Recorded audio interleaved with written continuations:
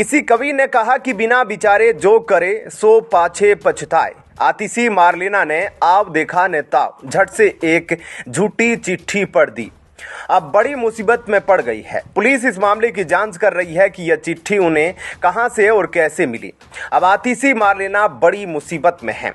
ED जांच करेगी कि केजरीवाल ने कैसे हिरासत से आतिशी मार्लेना को तथाकथित पत्र भेजा, जबकि ईडी ने कोर्ट के आदेश के बिना कोई स्टेशनरी उपलब्ध कराई ही नहीं है। आतिशी से कथित आदेश के स्रोत और इसे उनके पास किसने लाया, इसके बारे में पूछताछ की जाएगी। सीसीटीवी फुटेज की भी जांच ईडी करेगी।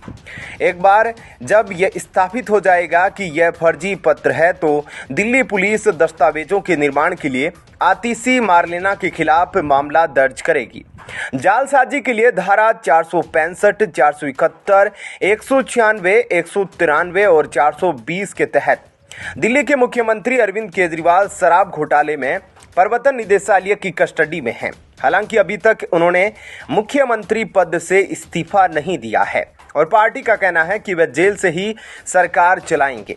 रविवार को दिल्ली के मुख्यमंत्री अरविंद केजरीवाल की ओर से एक आदेश जारी किया गया। दिल्ली सरकार में मंत्री आतिशी ने कहा कि अरविंद केजरीवाल ने जेल से आदेश दिया है कि राजधानी में निर्बाध जल की आपूर्ति हो और लोगों को कोई दिक्कत ना आए। अब इसमें अहम बात यह है कि जिस आदेश को आतिशी ने दिखाया है वह प्रिंटेड है। ऐसे में बड़ा सवाल उठता है कि अरविंद केजरीवाल अगर ईडी की कस्टडी में है तो उन्होंने प्रिंटेड आदेश कैसे दिया, क्योंकि उन्हें न तो कंप्यूटर दिया गया न ही कोई कागज मुहैया कराया गया और जो प्रिंटेड ऑर्डर है उस पर केजरीवाल के भी साइन हैं। ईडी ने पूरे मामले को गंभीरता से लिया है और उसकी जांच भी शुरू कर दी है। ईडी के अधिकारियों का मानना है कि ऑर्डर की कॉपी मीडिया में कैसे आई और जब केजरीवाल के पास कोई कागज या कंप्यूटर नहीं है तो यह प्रिंट कैसे हुआ। इस बीच अभी तो केजरीवाल ईडी की कस्टडी में हैं, लेकिन अगर जेल जाते हैं तो सरकार चलाना मुश्किल होगा। अगर केजरीवाल जेल जाते हैं तो उनके लिए भी सामान्य कैदियों की तरह ही नियम होंगे, जैसे कैदी से किसी भी तरह की कोई भी फाइल साइन करने के लिए नहीं भेजी जा सकती। कैदी से मिलने के लिए भी जेल प्रशासन को नाम देने होते हैं। अनुमति के बाद सिर्फ एक बार में 3 लोग ही मुलाकात कर सकते हैं। जेल से दिल्ली सरकार चलाने पर भाजपा सांसद मनोज तिवारी ने कहा, जेल से गिरोह चलते हैं, सरकारें नहीं। तिवारी ने केजरीवाल की गिरफ्तारी को एक सफर स्वराज से शराब तक करार दिया। उन्होंने केजरीवाल की पत्नी सुनीता केजरीवाल पर भी निशाना साधते हुए कहा कि वह वीडियो में सीएम की कुर्सी पर बैठी दिखी। इस कुर्सी पर बैठने में उन्हें कोई शर्म महसूस नहीं हुई। मनोज तिवारी ने कहा कि केजरीवाल का निर्देश तब आया है जब दिल्ली में कोई भी उनके समर्थन में नहीं आया। उनकी गिरफ्तारी पर जनता ने दुख व्यक्त नहीं किया। उन्होंने दावा किया कि वास्तव में वे जश्न मना रहे हैं, मिठाइयां बांट रहे हैं और पटाखे फोड़ रहे हैं कि जिस आदमी ने दिल्ली को रुलाया वह अब सलाखों के पीछे हैं। अभिनेता से नेता बने मनोज तिवारी ने कहा कि शहर की हालत दयनीय है, सीवर प्रणाली की हालत खराब है, लोग नल का गंदा पानी पीने को मजबूर है। क्या कहना है आपका? कमेंट सेक्शन में अपनी राय जरूर बताएं। जय हिंद, जय भारत।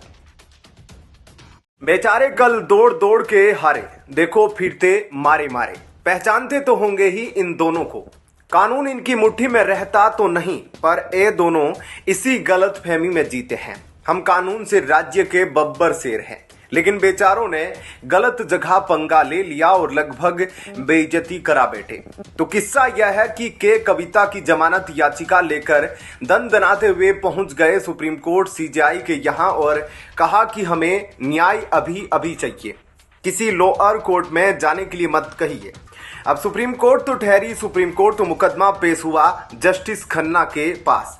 खन्ना जी ने छूटते ही कहा कि आना तो आपको नियमानुसार ही होगा, पहले हाई कोर्ट जाइए। सिंघवी साहब का हाल तो और भी बेहाल हो गया। केजरीवाल का मामला तुरंत सुनने की अर्जी दे दिए, वहां से भी मुंह की खानी पड़ी। अंततः याचिका वापस लेकर राउज एवेन्यू कोर्ट जाना पड़ा। सारी लीगेसी, सारी अकड़ धरी की धरी रह गई।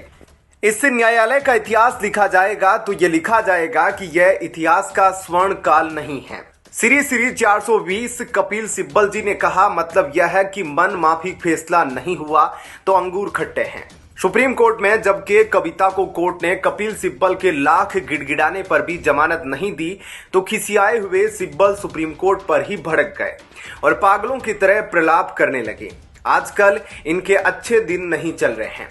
कांग्रेसी वकील कपिल सिब्बल ने शुक्रवार को बीआरएस नेता के कविता मामले की सुनवाई के दौरान सुप्रीम कोर्ट की 3 जजों की बेंच से कहा, जब इस अदालत का इतिहास लिखा जाएगा तो यह कोई स्वर्णिम काल नहीं होगा। अदालत ने के कविता को कोई राहत देने से इनकार कर दिया, जिन्हें दिल्ली आबकारी शुल्क नीति मामले में ईडी ने गिरफ्तार किया था। सिब्बल सुप्रीम कोर्ट में कविता की ओर से पेश हुए थे, जिन्हें बेंच ने जमानत के लिए ट्रायल कोर्ट से संपर्क करने को कहा था। सिब्बल की टिप्पणी पर पीठ की अध्यक्षता कर रहे न्यायमूर्ति संजीव खन्ना ने कहा, देखते हैं। कविता की रिट याचिका पर सुनवाई करते हुए न्यायमूर्ति एम सुंदरेश और न्यायमूर्ति बेला एम त्रिवेदी की पीठ ने कहा कि उसका विचार है कि वैधानिक प्रावधानों को नजरअंदाज करने की अनुमति नहीं दी जानी चाहिए। न्यायमूर्ति खन्ना ने कहा, सैद्धांतिक रूप से हम सभी इस बात पर सहमत है कि केवल इसलिए कि कोई राजनीतिक व्यक्ति या कोई ऐसा व्यक्ति जो सीधे सुप्रीम कोर्ट में आने का जोखिम उठा सकता है, सभी वैधानिक और संवैधानिक मूल्यों को दरकिनार नहीं करना चाहिए। पीठ ने बताया कि उसने पहले ही विजय मदन लाल चौधरी बनाम भारत संघ मामले में फैसले की समीक्षा की मांग करने वाली याचिकाओं पर विचार करने का फैसला किया है, जिसमें सुप्रीम कोर्ट ने धन शोधन निवारण अधिनियम के प्रावधानों और शक्तियों को बरकरार रखा था। प्रवर्तन निदेशालय ने 2002 के कानून के तहत कहा कि वह इन याचिकाओं के साथ अधिनियम के प्रावधानों को चुनौती देने वाली कविता की प्रार्थना पर भी सुनवाई करेगा। तेलंगाना एमएलसी और पूर्व मुख्यमंत्री के चंद्रशेखर राव की बेटी कविता को 15 मार्च को हैदराबाद से गिरफ्तार किया गया था और एक दिन बाद ईडी की हिरासत में भेज दिया गया था। ऐसे में क्या कहना है आपका? कमेंट सेक्शन में अपनी राय जरूर बताइएगा। जय हिंद, जय भारत। पंजाब से सांसद रवनीत बिट्टू ने भी कांग्रेस छोड़ी, बीजेपी में शामिल। आज की तारीख में राहुल गांधी तक जिन चंद लोगों की एक्सेस है, उनको छोड़कर बाकी कोई भी कांग्रेस छोड़ सकता है। वजह एक ही बताई जा रही है, न किसी को कोई एक्सेस, न सुनवाई, न किसी शिकायत पर कोई कार्यवाही और पार्टी की दशा और दिशा को देखते हुए जीतने की कोई गारंटी भी नहीं। बिट्टू भारतीय जनता पार्टी के लिए पंजाब में फायदेमंद रहेंगे। खालिस्तान का मुख्य रूप से विरोध करने वाले बहुत कम नेता है, उनमें से एक है रवनीत सिंह बिट्टू जी। पंजाब में लोकसभा चुनाव से ठीक पहले कांग्रेस को बड़ा झटका लगा है। लुधियाना से पार्टी के सांसद रवनीत बिट्टू भारतीय जनता पार्टी में शामिल हो गए। रवनीत बिट्टू के कांग्रेस छोड़ने से पार्टी को बड़ा झटका लगा है।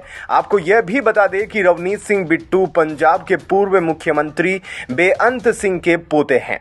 रवनीत सिंह बिट्टू पहले आनंदपुर साहिब से सांसद थे, फिर लुधियाना से उन्होंने कांग्रेस की टिकट पर जीत हासिल की थी। माना जा रहा है कि रवनीत सिंह बिट्टू के बीजेपी ज्वाइन करने से पार्टी और मजबूत होगी। रवनीत बिट्टू ने बीजेपी में शामिल होने के मौके पर विपक्षी गठबंधन पर निशाना साधा। उन्होंने इस गठबंधन को घमंडिया करार देते हुए कहा कि इसका 3 लक्ष्य है: पीएम मोदी को गाली देना, नारी शक्ति का अपमान, देश की संस्कृति का अपमान।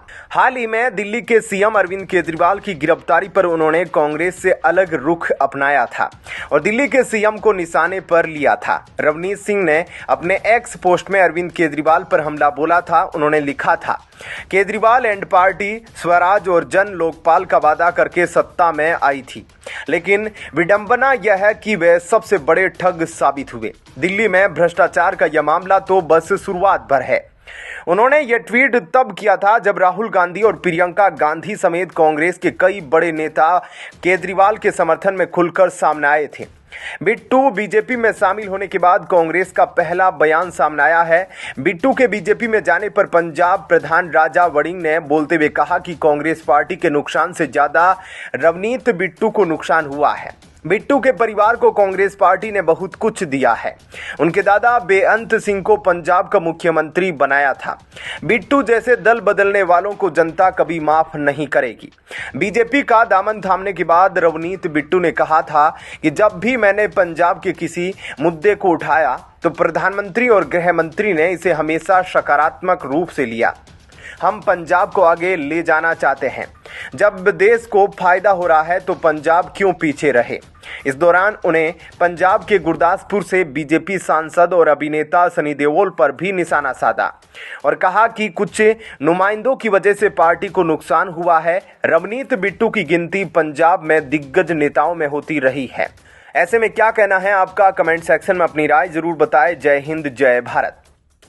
वरुण गांधी को बीजेपी ने जो दिया वो उनकी क्षमता और परफॉर्मेंस से बहुत ज्यादा था। पिछली बार तो उनकी सीट बदलकर उनकी जीत सुनिश्चित कराई गई।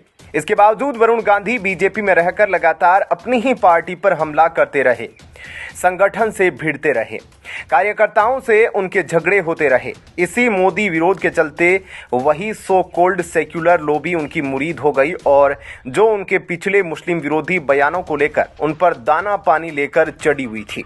इस मोदी विरोधी सो कॉल्ड सेक्युलर लॉबी की लाचारगी की स्थिति यह है कि अगर कल को राम जन्मभूमि तीर्थ क्षेत्र ट्रस्ट के महासचिव चंपत राय मोदी विरोध में एक शब्द बोल दे तो यह उन्हें भी अपना ब्रांड एम्बेसडर घोषित कर देगी। वरुण गांधी तो फिर भी मोदी विरोध की इस मैराथन रेस में बहुत जूनियर धावक है। जो लोग वरुण गांधी के समर्थन में तरह तरह के तर्क दे रहे हैं उनके लिए यह जानकारी बेहद रोचक है। वरुण गांधी पिछले 5 वर्ष में एक बार भी प्रधानमंत्री नरेंद्र मोदी से नहीं मिले और ना ही आज तक कभी वरुण गांधी की कभी भी प्रधानमंत्री से फोन पर बात हुई है।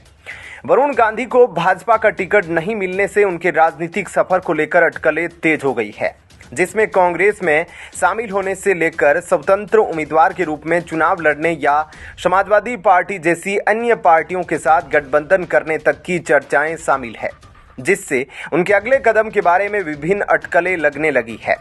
मौके का फायदा उठाने को उत्सुक कांग्रेस पार्टी ने खुले तौर पर वरुण गांधी का अपने पाले में स्वागत करने की इच्छा जाहिर की है। बहरामपुर निर्वाचन क्षेत्र से कांग्रेस के उम्मीदवार अधीर रंजन चौधरी ने वरुण की शिक्षा और स्वच्छ छवि की प्रशंसा की। उन्होंने सुझाव दिया कि गांधी परिवार के साथ उनके पारिवारिक संबंधों के कारण भाजपा ने उन्हें टिकट देने से इनकार कर दिया होगा। हालांकि इन प्रस्तावों पर वरुण गांधी की प्रतिक्रिया अज्ञात है। सोशल मीडिया प्लेटफॉर्म पर भी अटकलों का बाजार गर्म है, जहां लोग वरुण की संभावित राजनीतिक संबंधों पर अलग अलग राय दे रहे हैं, जबकि कुछ लोग कांग्रेस में लौटने और यहां तक कि परिवार के गढ़ अमेठी या रायबरेली से चुनाव लड़ने का सुझाव दे रहे हैं। अन्य लोग समाजवादी पार्टी जैसे क्षेत्रीय दलों के साथ उनके गठबंधन के बारे में अटकलें लगा रहे हैं। बीजेपी सांसद वरुण गांधी को बीजेपी से लोकसभा टिकट नहीं मिलने पर बहरामपुर सीट से कांग्रेस उम्मीदवार अधीर रंजन चौधरी ने कहा कि उन्हें यहां आना चाहिए, हमें खुशी होगी। वह एक शिक्षित व्यक्ति है, उनकी साफ छवि है। बीजेपी उन्हें टिकट नहीं दिया क्योंकि वह गांधी परिवार से संबंधित है। मुझे लगता है उन्हें कांग्रेस में आना चाहिए। विशेष रूप से वरुण गांधी ने भाजपा उम्मीदवार के रूप में पीलीभीत से चुनाव लड़ने के लिए पहले ही नामांकन पत्र खरीद लिया था, जो एक बार फिर चुनावी मैदान में उतरने की उनकी तैयारी का संकेत देता है। हालांकि नामांकन दाखिल करने की समय सीमा नजदीक आने के साथ वरुण गांधी अगले कदम पर अनिश्चितता मंडरा रही है। इन अटकलों के बीच वरुण गांधी को लेकर समाजवादी पार्टी का रुख अस्पष्ट बना हुआ है। क्या कहना है आपका? कमेंट सेक्शन में अपनी राय जरूर बताएं। जय हिंद, जय भारत। अभिनेत्री कंगना रनौत को बीजेपी ने प्रत्याशी बनाया तो कांग्रेस अपने ओछेपन पर उतर आई। पार्टी की महिला नेता सुप्रिया श्रीनेत के अकाउंट से उनके लिए बेहद आपत्तिजनक टिप्पणी की गई। जब विवाद हुआ तो कांग्रेस महिला नेता ने सफाई दी कि उन्हें उस पोस्ट की जानकारी नहीं थी। उनके मुताबिक जिन लोगों के पास उनके अकाउंट का एक्सेस है उनमें से किसी ने ऐसी हरकत की थी। हालांकि भाजपा उनकी सफाई और माफी से संतुष्ट नहीं है। उन्होंने इस मामले में एफआईआर दर्ज करने को कहा है।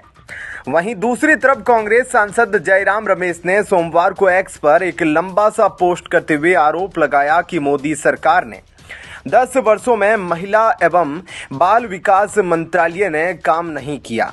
उन्होंने इसके नीचे तमाम मुद्दे गिनवाए, जिसमें आंगनबाड़ी सेविकाओं से लेकर एनसीआरबी के आंकड़े थे। केंद्रीय महिला एवं बाल विकास मंत्री स्मृति ईरानी ने कांग्रेस सांसद जयराम रमेश को करारा जवाब दिया है। जयराम रमेश ने उनके मंत्रालय की आलोचना में एक लंबा पोस्ट भी लिखा था।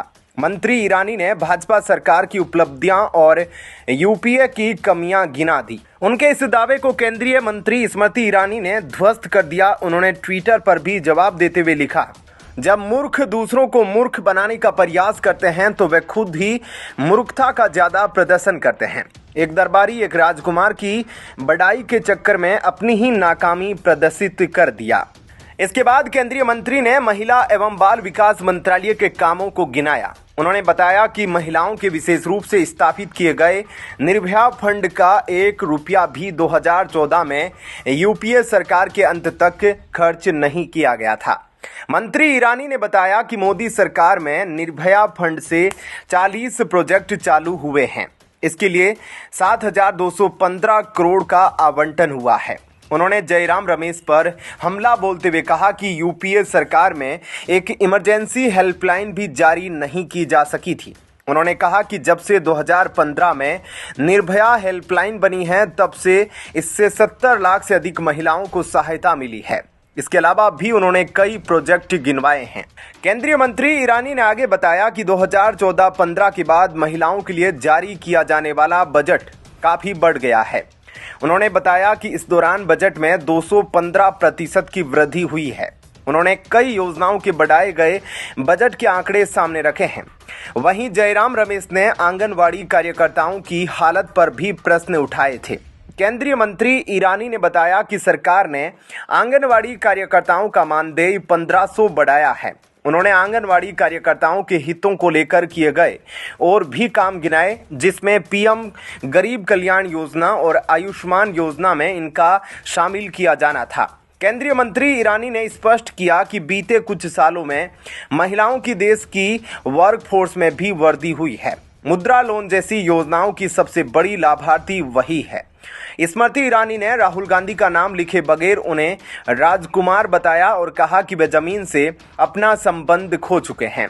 केंद्रीय मंत्री के जवाब के बाद जयराम रमेश ने इस विषय पर कोई ट्वीट नहीं किया। ऐसे में क्या कहना है आपका? कमेंट सेक्शन में अपनी राय जरूर बताएं। जय हिंद, जय भारत।